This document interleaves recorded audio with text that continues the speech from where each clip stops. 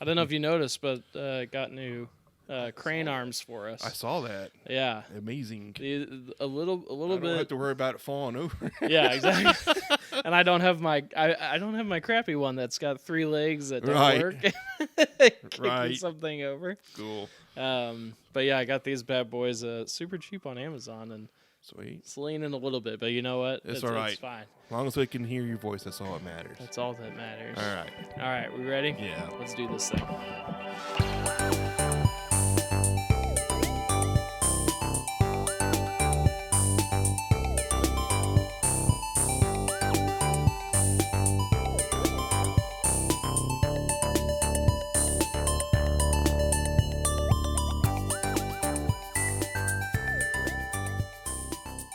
What's all, dudes? Welcome back to our retro extra. Actually, I never asked. Do you want to do the intro?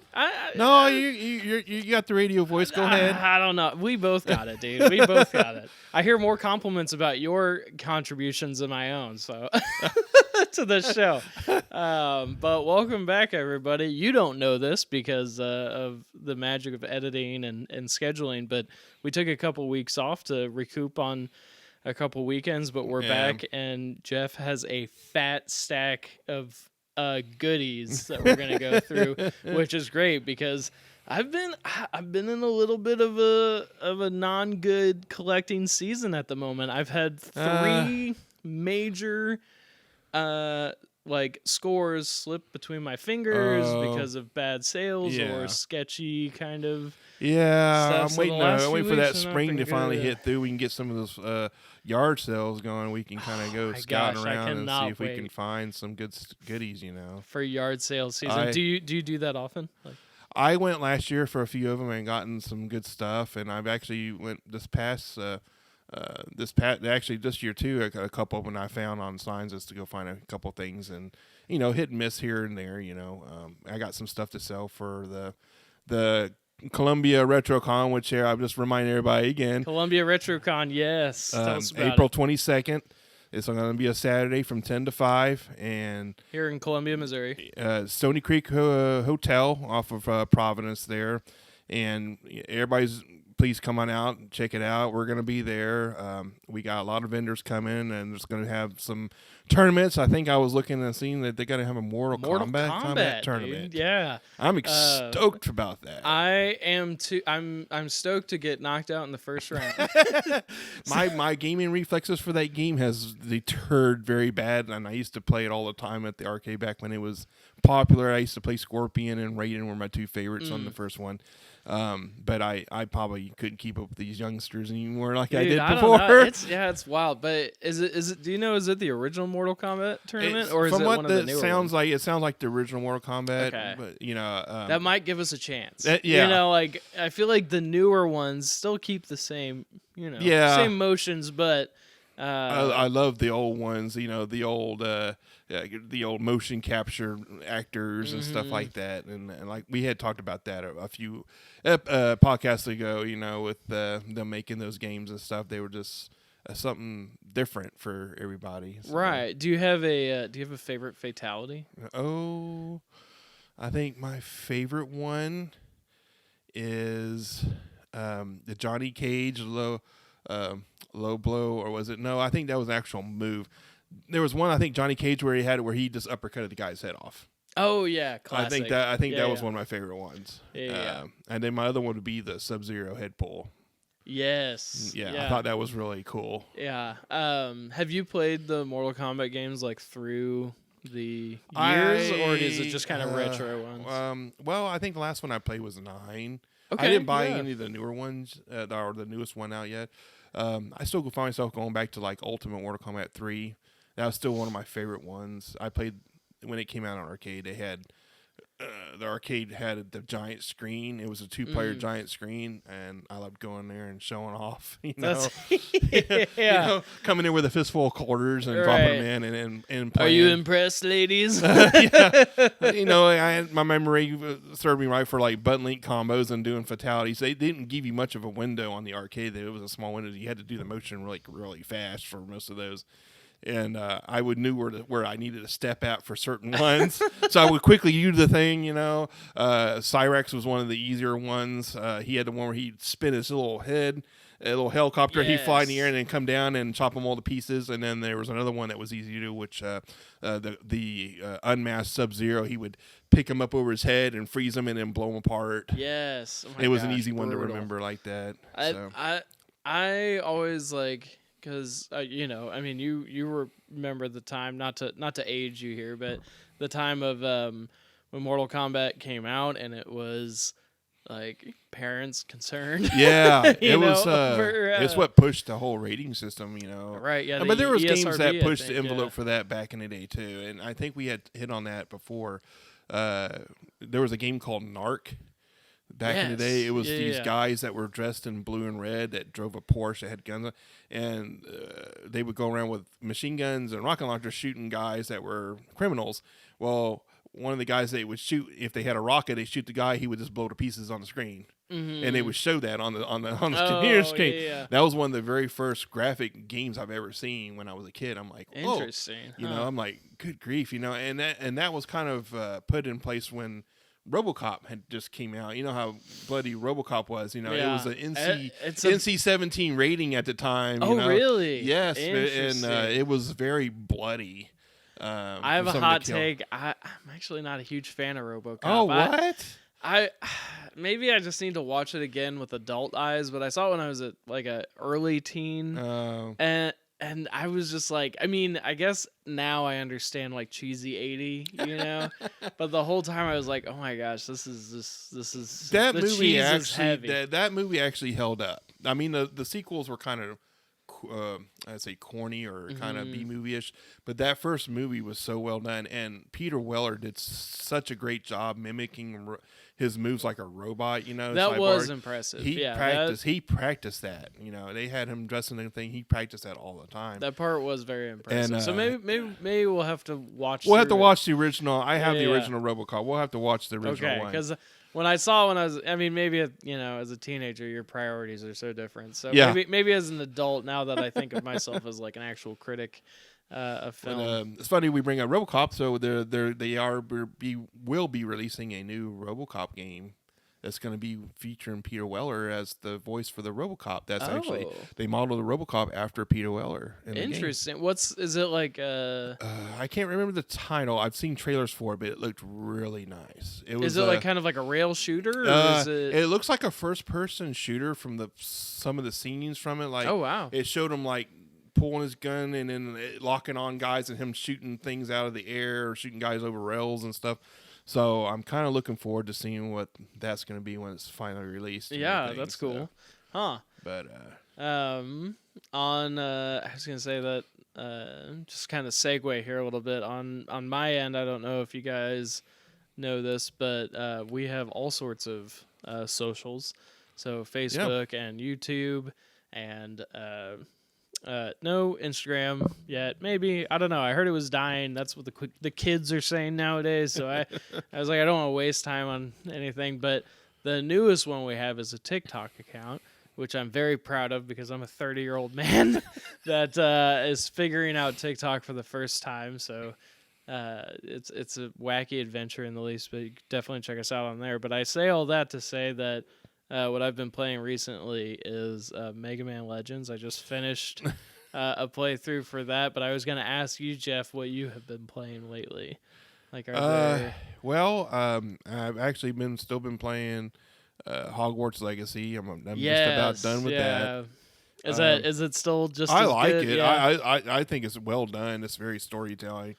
I did recently purchase another EverDrive. I see something here. Yeah. I have been collecting these EverDrives now. I've been spending money on each one. So I've gotten a Game Boy Advance EverDrive, and I got a Sega Mega EverDrive, which emulates the Sega CD games along with the Master System and Sega's Genesis games.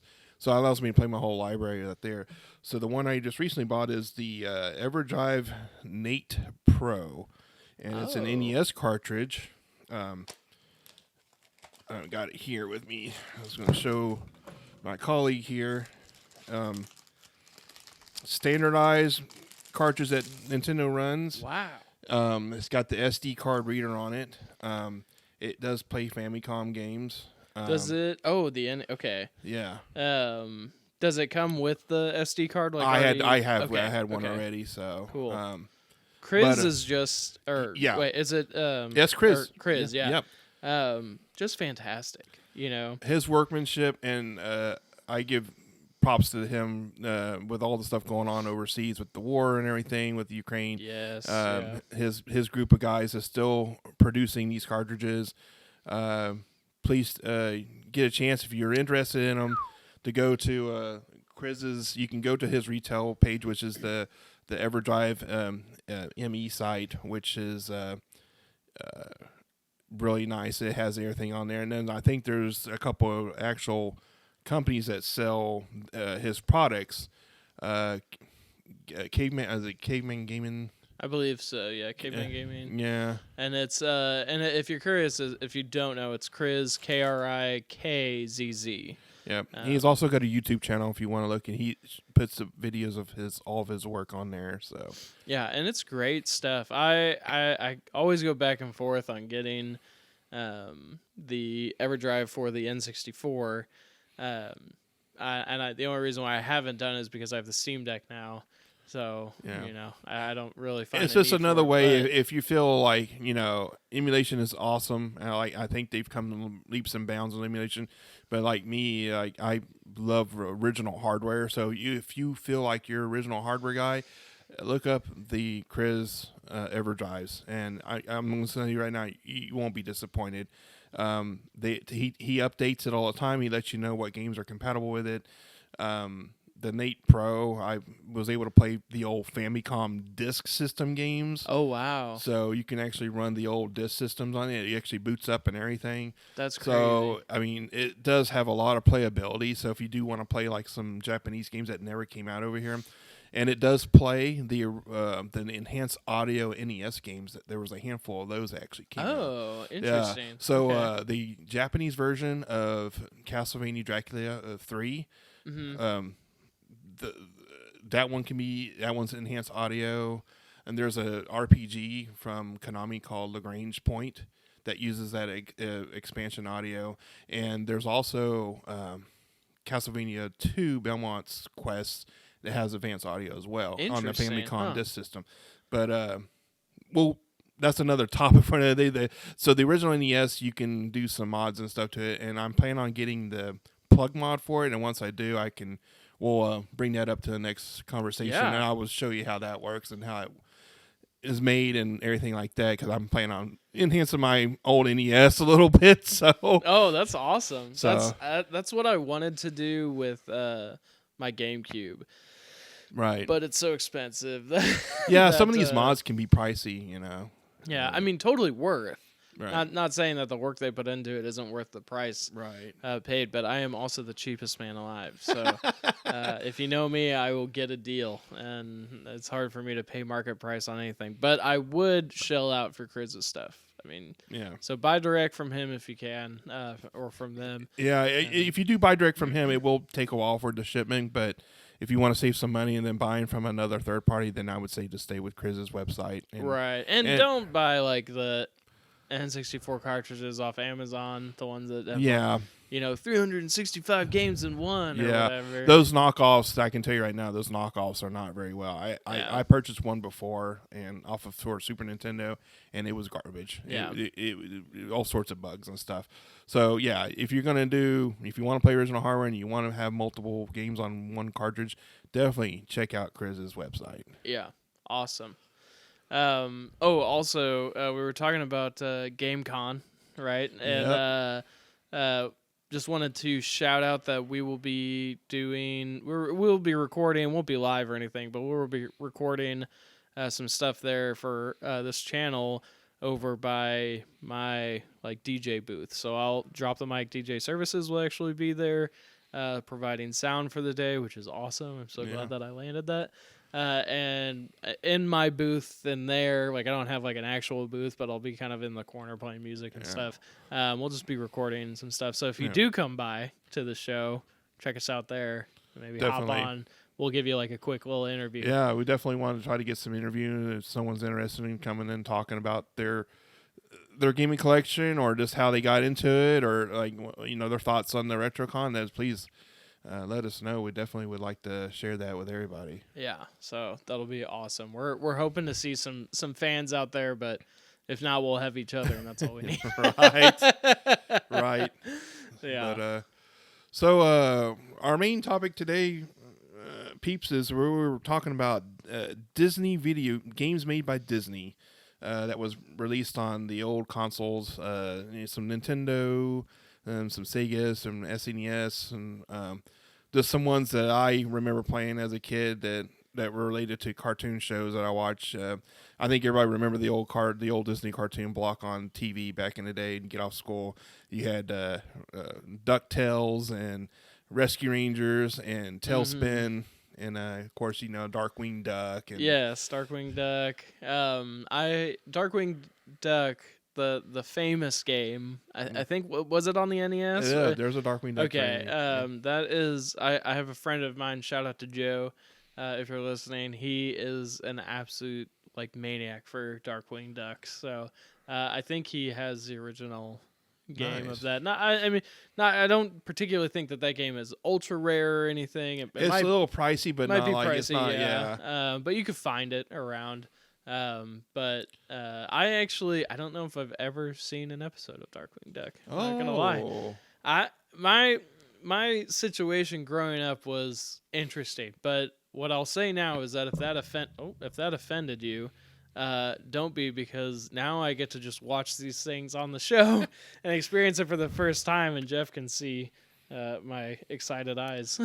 Well, I'm kind of well educating him in the old past stuff that I grew up with and stuff that he's never seen. So definitely, we actually got a chance to watch the old Transformers animated movie, and he was impressed with it. So I feel like I did my due diligence with that. You sure did, yeah. Yeah, I feel like it's going to be tough to find something that you haven't seen that I have. Yeah. Seen, but I'm excited to watch these things for the first time. So I did bring in most of the ones I remember playing as a kid. One of my old Nintendo games that I originally had when I was a teenager was Chip 'n Dale Rescue Rangers. Really cool. It was made by Capcom, actually. And really? Yeah. Capcom actually made quite a bit of Disney games, which is really interesting. So, like, they did Chip 'n Dale Rescue Rangers. It's a side scroller. You can play two players at the same time.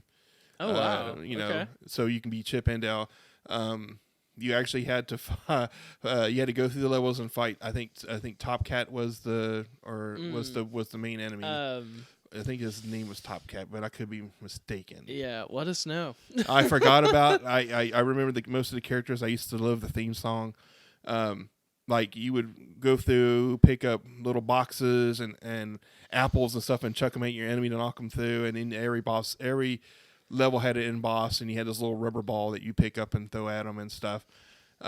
Very fun game. Had some really good music. The controls are very simple. It does get challenging as you progress through the game. And some Disney games some of them have learning curves. Some of them, do have a very kind of interesting technique you got to learn. But like you were talking, Darkwing Duck for NES is actually pretty tough in some of the levels like that. And the mechanics and stuff, and how to learn how to get through certain platform parts and everything like that. The other one I brought... If I check that one? No.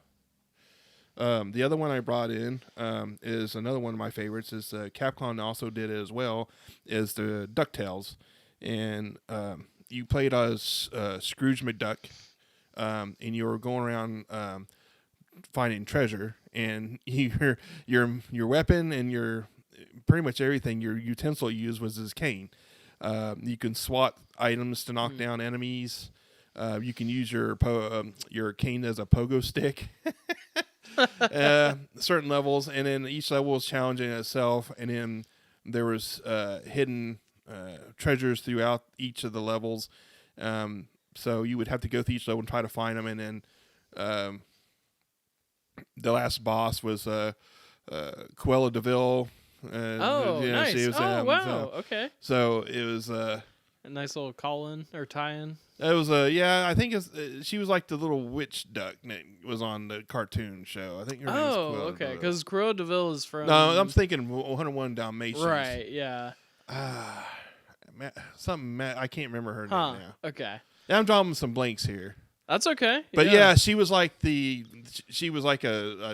witch duck, and then she would always try to get after his lucky dime. He had some sort of lucky dime in the cartoon show.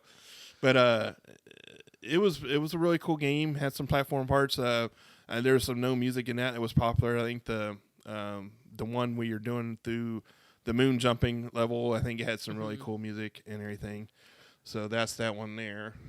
And can I take a moment to for both of these? First of all, I think I actually owned the Chippendales on Windows back in the day. Like it was the floppy, like the big floppy disk. Really? I had that bad boy. We had like 3 games. We had that, Family Feud, and like a little like shooter game where you shot like you were a cowboy and you shot some guys in a saloon or something. Right.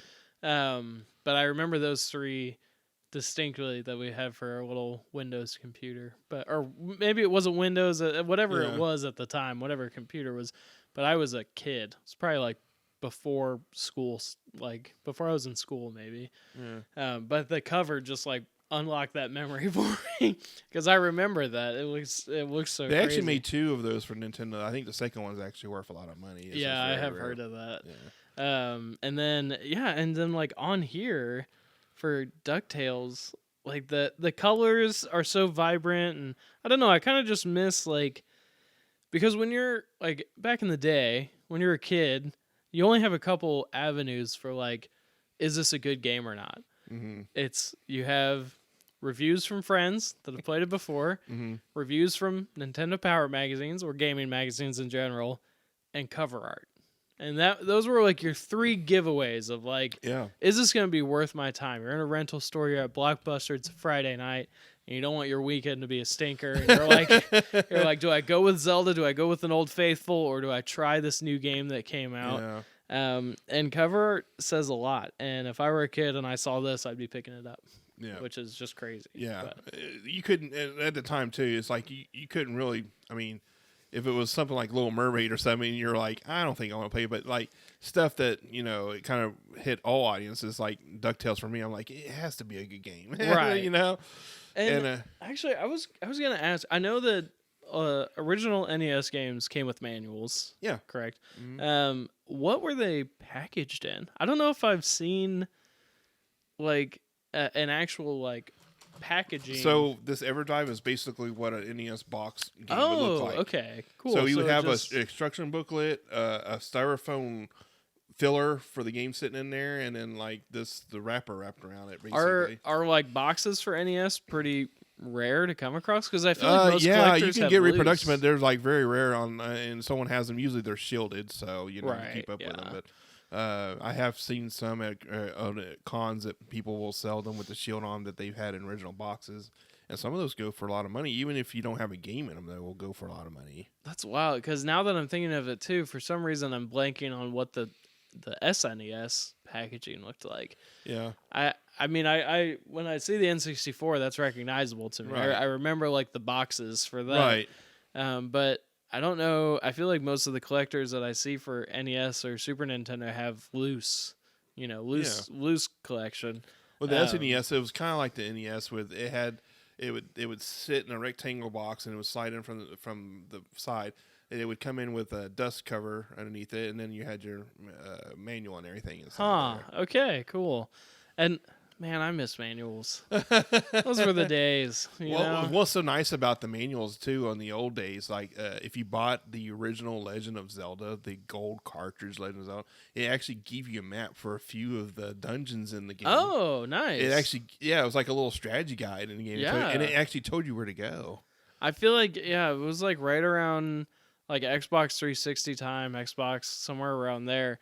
I would like open up a box and be like, man, this manual was like, literally it would just be like, safety instruction, don't play for too long. And like, here's just a list of like everything included. Yeah, there was like very little ado with the game. I know, and I don't know whatever happened with that. Is it, I don't know if it was just like a money thing. I think that and saving paper, but a lot of people go online and find out stuff. Yeah, I guess, but like for the new Tears of the Kingdom, the new Zelda Tears of the Kingdom game, I would lose my mind if I opened that Switch case and there was just a manual in there. Like, how cool would that be to like bring that back? But I don't know. That's just kind of wild. I have always enjoyed opening boxes with the game. It tells you with, like, I have a booklet for the original Castlevania for NES, and it tells you which power up does what. And it tells you what to look for on your whips and stuff. And I thought, oh, this is really cool. It's like, I know what this does, and then games now is just like, oh, it's like, here you go. This is start. This is how you save your game. This is no pictures, just showing your control what does what. And then every game has a tutorial. You have to go through a mindless 45 minutes of how to play a game, right. and stuff like that. But then, if you ever want to play the game again, you're like, I really would just like to bypass this part of the game, because I was like, I already know how to play it. Why do I need to go through this again, And that's what, when you said the tutorial, Castlevania Symphony of the Night on the PlayStation and many other things now. First of all, one of my favorites. Love that one. But a lot of people gripe because very soon into playing the game, Death comes by and he steals all of your items, and you're basically left with nothing. But I did read, and I think in one of my gaming magazines, where they addressed that right after the game came out. So there was like a Ask the Editor or whatever, something like that. And he said that instead of having a tutorial for the game, it was like they knew that kids would play around, and if you gave them stacked items, they would mess around with everything, like in their menu, or they would do whatever before that scene hit. Yep. So that was the tutorial right there, without having to slow down gameplay. Oh yeah. So I don't know, things like that. I mean, I love a good tutorial. I like being, and I like now that you can skip those too. Yeah. Especially if you played the title multiple times before, you're like, I don't need this again. The first time is like, oh, well, this is going to teach me how to play the game. Awesome. Someone gets to hold my hand for a little bit. It's like when I was playing Legends, when I was streaming Mega Man Legends, it would go through the text, and if you push the B button, the text goes by really quick, right? But then if you go too fast on it and you press the B button when it says yes or no, it'll just repeat whatever was just said. So you have to wait for it to say yes or no, and then click no when it's like, do you want me to repeat that? Yeah. So it's like a balancing act of like, oh gosh, this again. But so I got some other ones here, a little more recent here. I got it's called Mickey Mania. It came out I got it for Sega Genesis. It's a very well animated game that kind of hits different spots of different Disney things with Mickey Mouse. I don't have a copy, or I can't find it, but I have the Mickey Mouse Castle of Illusion, which is another Mickey Mouse game that came out from Sega Genesis. That was actually one of the very first Mickey Mouse games, but that's another one that's really fun to play. It's really hard. It actually had a Sega CD version of it too. Interesting. But I'm kind of surprised that a game with the title Mickey in it would be difficult, but it has some difficult levels in it and stuff. Like there's a couple of them that kind of rush.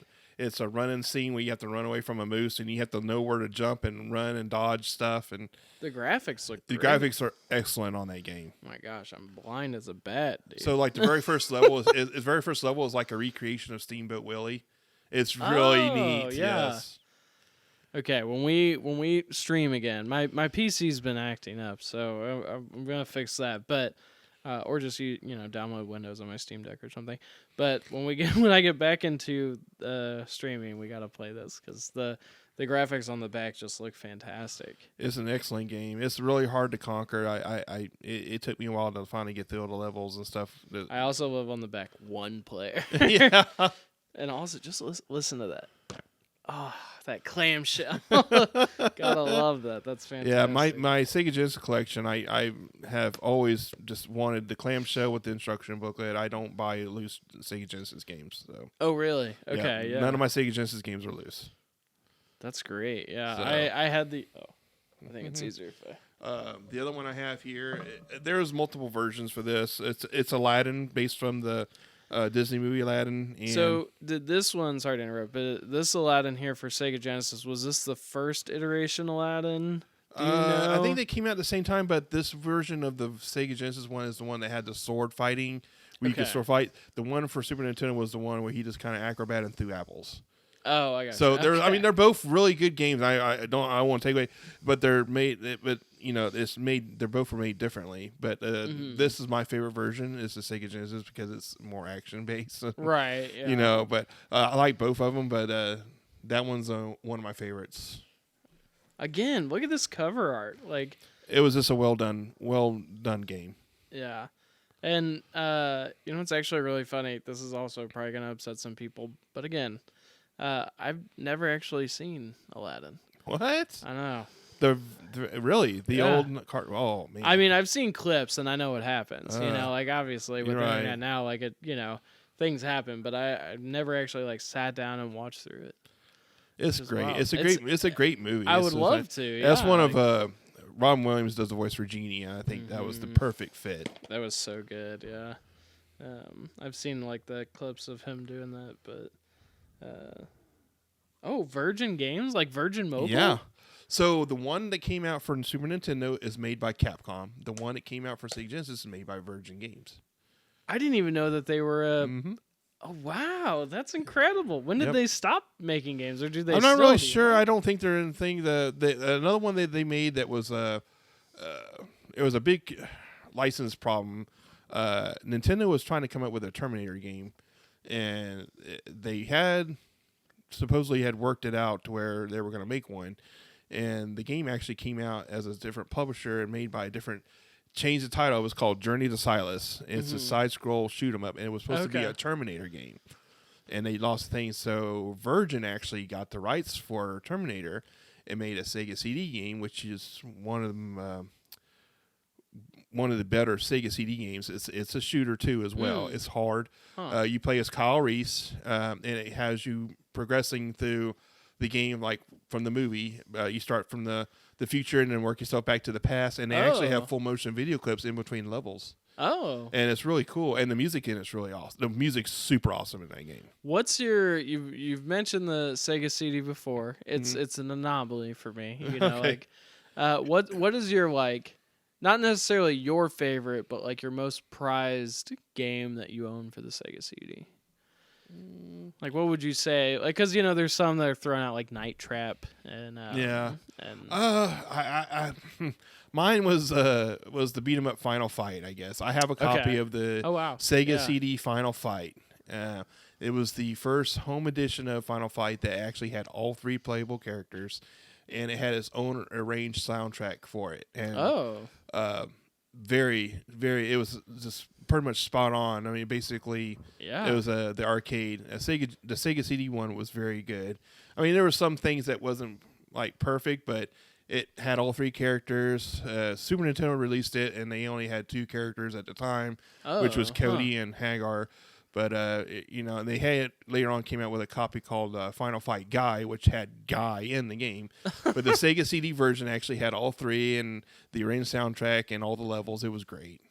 So I have to say that one. Okay, all right, cool, yeah. But it was a nice apparatus and everything, and it's hard to get a hold of some of the good or better games for it. There's a very high price game called Snatcher. I've heard of Snatcher for sure. Made by Konami. It's actually directed and made by Hideo Kojima, which everybody knows did the original Metal Gear, right? With Metal Gear Solid. So that's it's a cyberpunk game that you pick choices and investigate and stuff like that, and it's very, very fun. It's a very deep story, and it's very cyberpunkish. So, oh, nice, yeah. So that's another one that's really hard to get a hold of. So nice. But yeah, we've talked about like our most valuable, collection that we own. But just now while I'm thinking of it, is there something that's on your list that you've been looking for that like is not unobtainable for you? Like if I were to say I wanted Sculptor's Cut 1/3 and a half or whatever it is, for N64, I would consider that unobtainable because I'm not paying $1,000 to own that. But is there something that you've actually actively been looking for that if you saw it, you'd be like, I'm picking it up, like I'm grabbing it? Yeah, there is a series that came out for Game Boy and Nintendo and Super Nintendo. It's based around Capcom's Super Ghouls and Ghosts and stuff. Gargoyle's Quest. There's a Game Boy version called Gargoyle's Quest, and there's a one for Nintendo called Gargoyle's Quest 2. Oh, okay. And there's another one for Super Nintendo, and those are expensive but not out of reach. Right. And I would like to get those to have in my library. I think those are awesome games too. I think Gargoyle's Quest for the Game Boy is now released on the Switch. Yes. Yeah, okay, cool. Yeah, that's what I was like, I really do need to get this. I really would like to have it for my original Game Boy. Right. You know? Playing on Switch is fine, but I would really like to play it on original hardware. Yeah. You know? Yeah. And it's kind of like when we played GoldenEye. That was the only reason why you were beating me. It's because we weren't playing on it. Blame it on the controller. Yeah, exactly. It's like, my controller's acting weird. I don't want to talk about it. But yeah, that's a series I like to have a hold of. And I mean, there's Did you other watch ones. a lot of the show? The Gargoyles? the old Disney Gargoyle games. Yeah, it wasn't. I think I don't even forget if. I think it was on Fox, like Fox. The Gargoyle Kids shows that were they were I used to watch those. Is it different than the games? No, these were made by strictly Capcom, and their main character was Red Armon or Red. He was a Red Gargoyle. It was based from the Ghouls and Ghosts games. Oh, okay. Yeah, these are solely different from what they Disney made. Gotcha. Okay. But I used to watch the old Disney Gargoyle show actually. Those are good. Yeah, pretty good. I actually owned the what they called a movie or whatever. It was on VHS tape when it first came out, and it's funny because that game was actually made with people from the Star Trek Next Generation cast that did most of the voice work. Really? Yes. So Jonathan Frakes is one of the characters in it, and the Michael Dorn that played Worf is actually one of the voices in it, and Deanna Troi, which Marina Sirtis, she did one of the voices for the female gargoyles. But it's kind of funny that they actually got some voiceovers from the from the cast from Star Trek Next Generation. Yeah. You know, that's awesome. But it was an awesome series. Keith David, I'm pretty sure you've heard his voice before. He was the voice for Spawn, the animated movies on HBO. He did the voice for Goliath for the Gargoyle cartoon. Okay. So man, Spawn, I haven't heard about that. Yeah, that's another one. Don't get me started. That was Spawn was wasn't he like an anti-hero, superhero kind of? Yeah. And that's where he started, right? Like he wasn't like a. So everybody knows that Spawn was created by McFarlane. McFarlane was the one that kind of did the artwork for Venom and did Venom story with Spider-Man. Oh, okay. So that kind of took, and then McFarlane kind of stepped off and did his own thing, and then that was kind of the anti-hero. Spawn, they did an old late 90s movie that it wasn't done, but it still holds up today. I think it's pretty cool. Some of the fight scenes and stuff in it. There is talk about them re-releasing another movie, kind of a prequel, I guess, and it was supposed to be more of an adult-oriented film, kind of like what the HBO ones, and they did the animated ones that were adult-oriented. I did, yeah, I knew about that. Yeah. But that's another one of my favorite comic book heroes. I think Spawn was just a really cool character for me. Well, speaking of like animated movies, Mario movie or the Super Mario Bros. Movie. Yes, that's April coming 4th. out April 4th. I think we should go see it. Yeah, I think we had talked about before just going there and giving our 2 cents on what we thought about it. I don't like Chris Pratt. I'm not gonna lie. Yeah, I'm really not a fan. I'm not. Okay, well I like some of his things, right? Overall, not a huge I'm not a huge fan of Chris Pratt. Not individually. I think he's probably a great guy. Do you know why I want to go see it for? You're gonna think this is funny. No, go ahead. So I watched the trailer, and ever since I knew Jack Black was playing Bowser, yes, I am hooked. I am hooked because of his voice playing Bowser. I think he's perfect. I think role. That was a perfect call. I think Charlie Day as Luigi, a little weird, but I think that also was a really good call just from the trailers. I was so interested about the Chris Pratt thing, so I don't want to hate on it too much. I just want to see it. And I kind of first trailer I was kind of like wanting to hate on it, but then they had released a new trailer here with this past week or whatever, and I'm sitting at the point and going, you know what? this can't be really that bad. It can't be bad. I will say, I've like analyzed the trailer. The world looks super fun. It looks very, what's the word I'm looking for? It looks not 1-to-1, but it's very reminiscent of the games. I think it's going to be a fun film, especially because it's made for kids. So got to turn your brain off a little bit, and I can't complain too much. And I mean, they're throwing in like Disney. They're throwing in Donkey Kong. Yeah, it has nothing to do with the Super Mario world, but he's an iconic Nintendo character. Right? Yeah. And they're throwing in like the Mario Kart stuff. That's funny. I never actually thought about that. That Donkey Kong was in there, but he's not really. Yeah. Huh. He wasn't part of the Mushroom Kingdom, but I mean, I think they're just kind of throwing all the Nintendo names in the movie and kind of bringing it like everybody knows they played Mario throughout their life. Mario Kart, I wonder if there will be any. I'm sure there will. I wonder how many different other game franchises will be in the background or cameoed in some way. Yeah. I'd be interested if they did. I mean, I wouldn't be surprised if there would be some Pikachu somewhere in the movie. Right, yeah. That would be the interesting thing, wouldn't it? I don't know. That's wild. Also, I didn't realize, I was just, doing some research the other day because I try to like research a little bit about gaming stuff before we record, just in case we have a lull and I need to throw something out there. But I'm at least, if this is correct, I'm pretty sure that Pokemon started out as a game, right? Like it wasn't a show first, right? It started out as the game for the Game Boy. And then it became a show after that. Yeah, the cartoon came out right after that. Which is wild. Yeah. I never knew that.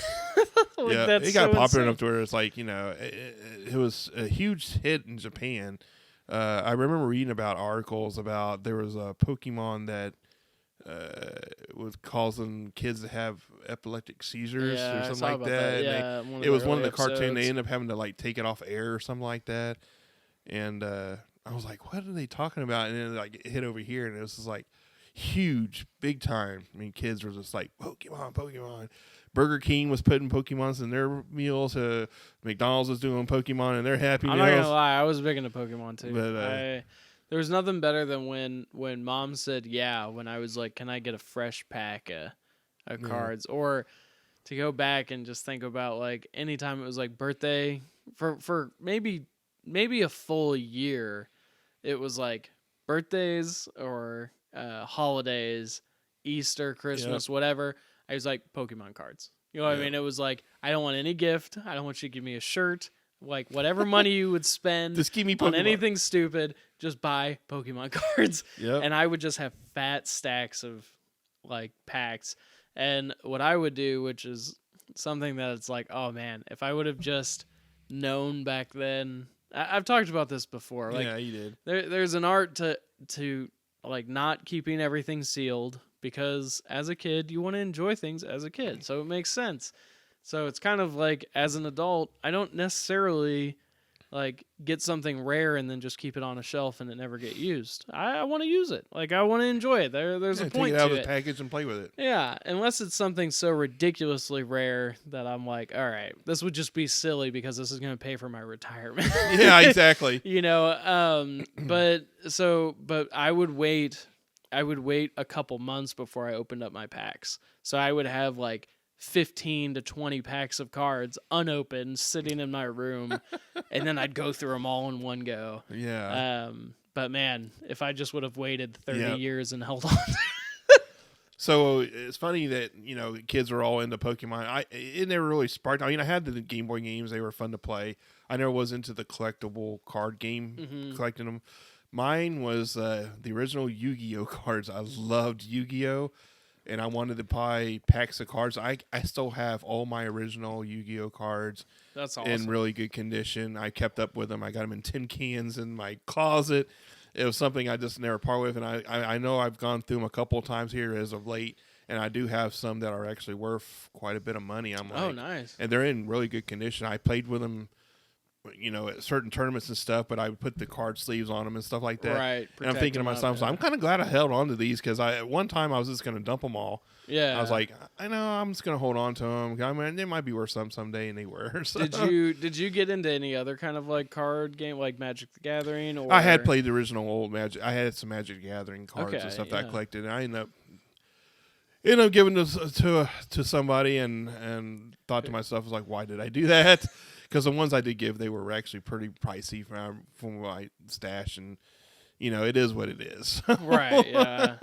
Can't wind back the clock, but yeah, it just makes you think sometimes. Like, yeah, that was another one that was fun to play as well too. I haven't played in years, but it's a big thing now. I think a lot of people play Magic the Gathering. It's a collectible card game, so I know people that actually kept up with all their cards and stuff, and I know some were like priceless. So. I know. I keep thinking in my head, like, my parents still have my original cards, at their house, and my, like, box of things that they've never gotten rid of. Now, I keep thinking, like, I'm thinking to myself, like, oh, man, like, I'm going to open these up. I'm going to find, like, a holographic Charizard and be a millionaire or whatever. When realistically, those games have been smushed together. Because, I had, like, one of those, like, sleeve, like, card, books or whatever, covered in stickers, and like I just smashed as many cards as I could into each sleeve. Like there was no rhyme or reason, that under pressure, it's like coal under pressure, but there's no diamonds at the end of the story. Like it is just smushed into a mush. But some of those, even if they're in fair condition, they're still worth quite a bit of money if you can find out which ones you have. Yeah, but so I'd be excited just to have it, just to see, like what it's in. But I know I saw a glimpse of it at the bottom of my box or whatever when I was back home. But because my mom is like me, she won't throw anything out. So it's just like. For me, I'm like, no, don't throw it out. We could probably sell it. Let's, Yep.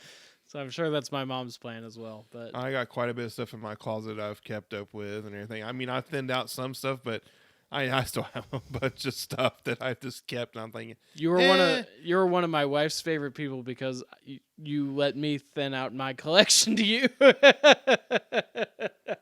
and she loves that. Yeah. So my wife's been inviting me. She's like, "You got way too much stuff." I'm like, "Yeah, I do." Yeah, but don't worry. Some of it's gonna be gone. Some of it's gonna be gone by April. I promise. Right? Yeah, but it's good stuff. It's good stuff. Yeah, it decorates my room and brings back nostalgia feelings and stuff like that. Yeah. Looking at those old Pokemon Game Boy games, I'm looking at you. You sold me. I'm like, wow. I remember playing these for the first time on my Game Boy. I'm like. What was the first one you played? The Pikachu one. Oh, okay, yeah, nice. And then I started playing the other ones too after they came out. So I had 3 of them. I had all 3 of them at one time, and I ended up just like selling them. And I'm like to myself, I'm like, why did I do that? I've probably had like Pokemon games 5 or 6 times in my hand with the boxes at some point in my life, and then just been like, gosh, like why do I keep buying these? Like I play for like 40 minutes, and then I'll never turn it back on again.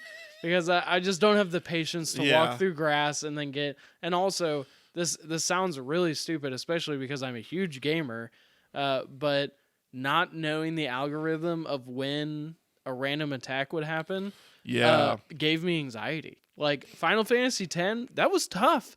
Like when I was a kid, running from one spot to another and just hoping that I would not get the broken screen and then and then all of a sudden like the fight happening, it would give me anxiety to the point where sometimes I'd be running from one point to another and I wouldn't hit a fight for a really long time, and I'd be like, oh god, any second now I'm gonna take one step and it's just gonna be like yep.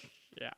So there were a couple of times when I played Final Fantasy VII for the first time, and I was thinking, I was like, oh, no attacks, I'm just keep going, and it would just scare me after it goes just swirl the screen, and you're like, oh, fight going on. Right, you're like, oh no. What am I doing? So the whole randomness is like, it just kind of woke you up, even if you're like in a stupor, like, oh, this is kind of fun, no enemies, and all of a sudden, bam, action, I gotta get in the fight. Gotta get into it. Yeah. That's why I probably can't play very many horror games now. Yeah. But I will be playing the remake of Resident Evil 4, obviously. So that's what I was going to ask you too. I had someone said that they thought that it would be kind of cool for us to maybe stream a horror game together. I think it would be really cool. that way we I would both just get be both really- scream like little girls. Yeah, exactly. I was like, I will be screaming a lot. That's the only problem. But I'd love to. And I'd love to hear your recommendations of games. So I was to thinking that the new Resident Evil 4 remake would be awesome because I've seen some trailers and it does look a lot more creepy than it It does. before. And I think there's like a setting to make it more or less creepy. Ooh. Which is actually something interesting that I have not played the game yet, but I have Grounded, which is like a game that came out a couple years ago, and I think it might still be like an early access maybe, Mm-hmm. but you play as these kids. It's kind of like Honey, I Shrunk the Kids. You play in this backyard, Mm-hmm. and there's like you're like super tiny. So like you're tiny, but it's like a survival game. So you have to like build a base and survive Yeah. and fight off insects or whatever. But they have a arachnophobia meter that you can adjust in the game, so you can set it to low and make the spiders not look like spiders anymore. So that like it doesn't set off. But there's like different levels of like how spidery you can make the spiders look. That's crazy. And at the full one, it just looks like a regular oh spider. wow. But like at the base level, it's just like this white blob. And Huh. so it's like, but like, so I'm guessing that there's some sort of meter in Resident Evil 4 that makes it more scary versus less scary. That's or cool. something. I don't know, Yeah. but I'd be interested to see. Yeah, see Resident what Evil happens 4 with when it first came out for GameCube, I was so stoked on getting Mm, it, yeah. and I was so satisfied with the gameplay on it and the storyline and everything. Yeah. It was a difference between the old originals plus the way the new ones are starting to come out. Like that, the new ones started coming more action based, and it was starting to get kind of like Right. It was like anything else, like Left 4 Dead or something. Like you're just taking on bunch of zombies and different creatures and stuff until they came up with the biohazards, which the last couple have been pretty good. With the Right. scary, What'll be interesting is I wonder if they'll remake Resident Evil 5 I don't know. because it wasn't very good. It's not very good. I No. mean, I liked it, but also like right? it's not good. No, I agree with you on that. Especially compared to 4. Yeah. But I will say that in 4, I hated the quests of like, somebody follow me and I gotta protect them, or the gal, yeah. like, my gosh, it was just the worst. Do you know which part of the original 4 that I hated the most? What's that? Was the fight in the lake where you had to fight that. Oh, giant, really? That thing was just. I died so many times on that spot. Yeah, Trying to I take definitely on- died a lot, but I did enjoy that fight. mutant the mutant. I think it was like alligator or something that was in the lake, and you had to fight it and stuff like that. I think one of the core enemies in it was the one that you would ring the bell and it would charge after where the sound was at, so that way you can kind of attack it. Right. Those were kind of cool. Yeah. So Yeah. So I'm excited to play that. There's a few games. It's been kind of like a dry well on games. it has been And like a little new bit. release games coming Yeah. out. So I'm excited. I believe in like mid or kind of late March to April, there's a lot of good games that'll be releasing. Yeah. And then Tears of the Kingdom will be coming out Yeah, pretty Tears soon. of the Kingdom would be really good. 100% be streaming that, so be sure to check that out whenever that arrives. My Switch will finally get some love again, and I'll put the Steam Deck away for a while. Yeah. At the risk of this episode getting too long, because we're already almost at an hour. Oh, Isn't that wow. crazy! I know that's wild. Okay. Maybe we should call it close to here Right. for today's episode, just because for the feedback that I've gotten from you guys, which is great because I love hearing all the feedback from everybody, is that an hour tops is kind of is working well for everybody. So Right. I actually did hear that our 30-minute episode was great. As well, the one we did for the Transformers movie, it was a little shorter, but they kind of like that quick burst of stuff. So I'm getting a lot of good feedback from you guys, so I appreciate that. Yep.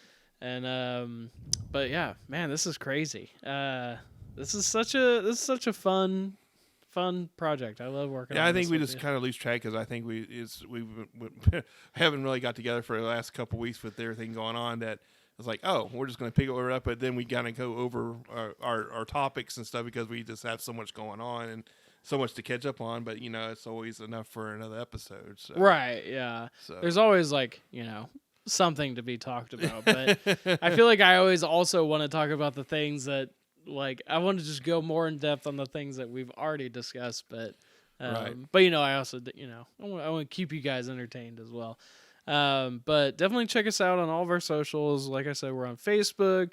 We've got some, I don't even want to say merch coming out soon, but we'll have some shirts and hoodies and some other surprises that'll come out that if you guys are engaging and things like that, maybe you'll get one, I'll post a picture of the shirts and stuff because they look cool. We're both repping our stuff today. Shirt looks great, by the way. Thank you, and your hoodie looks fantastic. Thank you. Yeah, it's very cool. I love this thing. I get compliments all the time about the color scheme. They're like, man, it just looks so vibrant and fun, and what is that? So I think we killed it on the logo. But yeah, check us out on our socials. We got TikTok and Facebook and YouTube videos. We got, I've been posting all the videos on there. If you don't want to listen on Spotify or anything like that, you can listen on YouTube. And I got our first episode of GoldenEye out now. The other 2 episodes were supposed to release on Friday and Sunday, but then when I checked, I actually marked them for a week from now's Friday and Sunday. So I think I'll have episode 2 released tomorrow, and then the next episode released on Wednesday. So we'll go with that. Right. I'll change it so that it works out that way. Along the same line, so I got some shout outs I want to kind of hit out, and I talked to Mike about it. So I actually have a friend and his brother that actually are doing a podcast too that kind of talk about gaming and movies and music and kind of local, wrestling stuff and everything. So shout out to Matthew Ginther, and his podcast is Open by Accident. Him and his brother have been doing it. They've been doing it for a little while now. You get a chance to go check them out. They are on Spotify as well. Nice. They have a lot of different topics and stuff. The last one I actually listened to, they got a new one out too, but the last one I listened to was about Midwest Gaming Classic. Oh. So that's a popular con too. Yeah. Definitely check them out. Matthew Ginther. In Minnesota, right? Yeah. Yeah, nice. I've known Matthew Ginther for at least a few years, and he's a huge collector of games and stuff and very knowledgeable. So definitely check out him and his brother's podcast. That's great. That's cool. I'm excited to listen to it. You were telling me about it before we started the show, and I think that's the best thing about these shows is getting together with people that also are just starting out. Yeah. And we can just kind of help each other. Yeah, exactly. They're local too as well. So we're hopefully maybe when their stuff starts taking off, we can do a collaboration. I think that'd be kind of cool. Yeah, that would be super fun. Definitely have some 2v2 on Mario Double Dash or something. Some salty cart for us to kind of ruin our friendship. That's a good way to go. That's the best way to do it. As long as it's not Mario Party. Right. Actually, I mean, I do love Mario Party. Yeah. It's fantastic. Also, before we go, did you have a good Mario Day? I did. Yeah, I kind of forgot about it. I actually popped in Super Mario Bros. 3 last night and played for about 3 hours. Nice. Oh, that's great. Got the level World 7 and kind of called it quits. Right. You're like, I've beaten this before. Yeah, cool. I was like, I'm done. Yeah. March 10th, by the way, is Mario Day, if you don't know. So. It was also Chuck Norris's birthday as well, if anybody didn't know that. Wow. Well, big round good old Chuck. Hello. Yeah, Chuck. Thank you, the old Chuck. Texas Ranger. Oh, my gosh. Chuck Norris. What's that? I don't even know what that guy's up to nowadays. Yeah. It was kind of funny to know that his birthday was the same day as Mario Day. So. Oh, my gosh. That's great. Yeah. And then also, I just realized earlier I said that our GoldenEye episodes would be out Monday and Wednesday, but that probably doesn't make any sense to you because this is not going to release on the day that I think it is. So they will already be out by the time you're listening to this episode. Yeah. So just go to our YouTube and check out our GoldenEye stuff, and there might be some other goodies on there too. You don't know. Definitely. And please feel free to let us know on our Facebook page or whatever. We're talking about maybe streaming another game. If you would like us to stream a horror game, or if there's another one that you would like us to kind of have fun with us, please let us know. Give us some suggestions. We'd be open to any of them. So yeah, we're open to anything. So we're just kind of cool people. So. Yeah, we're pretty. We're just kind of testing the waters out and see what y'all think, and if it's something you're like, hey, we want you playing this, and hey, we'll do it. We'll definitely do it. So. Absolutely. Well, Jeff, thanks for bringing all your stuff No today. problem. This is awesome. I Yeah. even see a stack of things that we didn't get to talk about yet, but We'll hit probably on talk these about another them, day. Yeah, we'll hit on them another day. And if you haven't played one of the Disney classics, get out there and get an emulation or grab the game itself and give it a shot, because I have played some of these and they're true classics. So I think this is it for our recollection, episode 5 today. Episode 5. Can Yeah. you believe that? That's crazy. Wow. Already hitting the landmark of 5. I know 5 That's already. wild. I know, it's kind of crazy. I know, that's awesome. Maybe for some people it's not a big deal, but that's a huge deal to me. It is. Some people start a whole thing and then never get past 1. So that's I feel like we're making some progress. we now, are so. really making some progress here. So thanks to everybody listening in at home, and you know how to reach us. And just remember to always collect, play, and repeat. See you guys. Later, y'all.